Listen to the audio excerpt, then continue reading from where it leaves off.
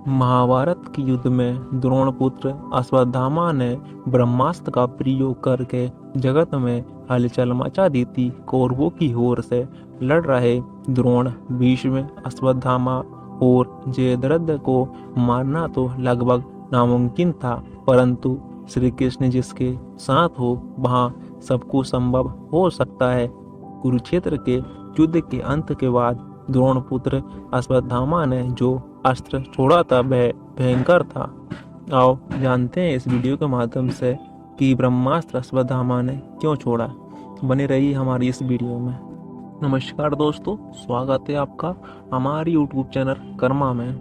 दोस्तों, कुरुक्षेत्र के युद्ध में जब गुरु द्रोणाचार्य से ये झूठ बोला कि अश्वत्थामा मारा गया है तो गुरु द्रोण को पहले तो ये विश्वास नहीं हुआ, क्योंकि उनका पुत्र तो अजर अमर है जिसे कोई मार नहीं सकता।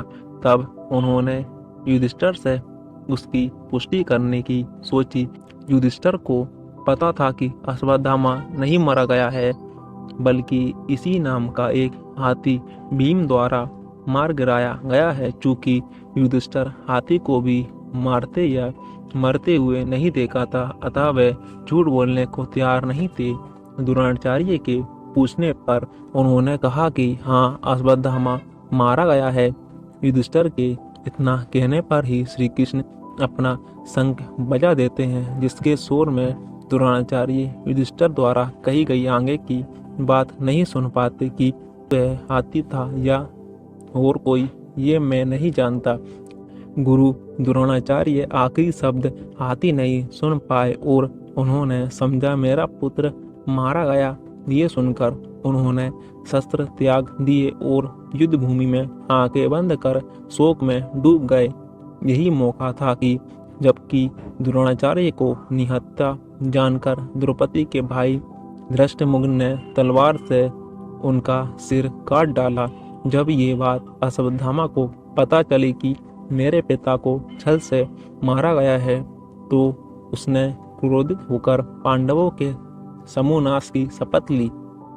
अपने पिता के मारे जाने के बाद अश्वत्थामा बदले की आग में जल रहा था। उसने पांडवों का समूल नाश करने की प्रतिज्ञा ली और चुपके से पांडवों के शिविर में पहुंचा और कृपाचार्य तथा कृतवर्मा की सहायता से उसने पांडवों के बचे हुए वीर महारथियों को मार डाला। केवल यही नहीं, उसने पांडवों के 5 पुत्रों के सिर भी काट डाले। पुत्रों की हत्या से दुखी द्रौपदी विलाप करने लगी। उसने पांडवों से कहा कि जिस मणि के कारण वह अजर अमर है, उस मणि को उसके मस्तक पर से उतार लो। अर्जुन ने जब ये भयंकर दृश्य देखा तो उसका भी दिल दहल गया। उसने अश्वत्थामा के सिर को काटने की प्रतिज्ञा ली। अर्जुन की प्रतिज्ञा सुनकर अश्वत्थामा वहां से भाग निकला। भीम को जब ये पता चला तो वह अश्वत्थामा को मारने के लिए उसके पीछे निकल पड़ा। उनके पीछे युधिष्ठिर भी निकल पड़े। बाद में श्री कृष्ण और अर्जुन भी अपने रथ पर सवार होकर निकल पड़े। पांडवों से बचने के लिए अश्वत्थामा उस वक्त धृत लगाकर उसके वस्त्र पहनकर गंगा के तट पर बैठा था। वहां वेद व्यासी के साथ अन्य ऋषि भी थे। ये भी कहा जाता है कि उसे जब ये पता चला कि अर्जुन और श्री कृष्ण उसे पकड़ने के लिए उसके पीछे आ रहे हैं, तो वह वेद व्यास जी के आश्रम में पहुंच गया। तभी वहां पर अर्जुन और श्री कृष्ण पहुंच जाते हैं।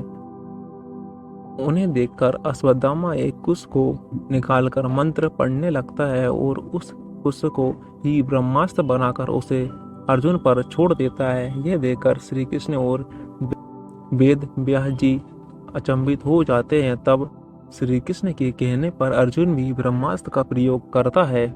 ये देखकर वेद व्यास जी घबरा जाते हैं और वह अपने बल से दोनों के ब्रह्मास्त्र को बीच में ही रोककर कहते हैं कि अपने अपने ब्रह्मास्त्र को वापस लो, अन्यथा विनाश हो जाएगा। अर्जुन तो अपना ब्रह्मास्त्र वापस ले लेता है, परंतु अश्वत्थामा कहता है कि मैं ऐसा करने में असमर्थ हूँ।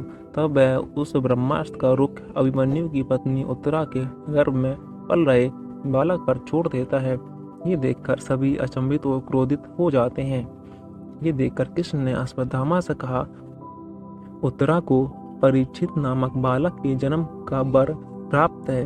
उसका पुत्र तो होगा ही, यदि तेरे शस्त्र प्रयोग के कारण मृत हुआ तो भी मैं उसे जीवित कर दूंगा। वह भूमि का सम्राट होगा और तू नीच अश्वत्थामा, तू इतने बदों का पाप ढोता हुआ 3000 वर्ष तक निर्जन स्थानों में भटकेगा। तेरे शरीर से सदैव रक्त की दुर्गंध निसक्त होती रहेगी। तू अनेक रोगों से पीड़ित रहेगा। वेद व्यास ने श्री कृष्ण के वचनों का अनुमोदन किया।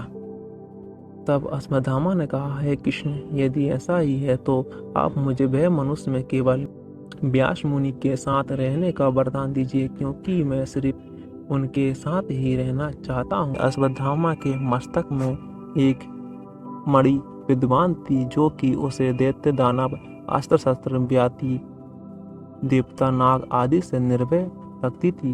कहते हैं कि गुरु द्रोण के पुत्र अश्वत्थामा ने ब्रह्मास्त्र का प्रयोग किया था, जिसके चलते इतना जोर का धमाका हुआ कि गर्भ में पल रहे शिशुओं की मौत हो गई थी। तो दोस्तों, ये थे ब्रह्मास्त्र के दुष्परिणाम। वीडियो अच्छी लगी तो वीडियो को लाइक करें, हमारे चैनल को सब्सक्राइब करें, साथ ही साथ बेल आइकन को भी क्लिक करें। धन्यवाद।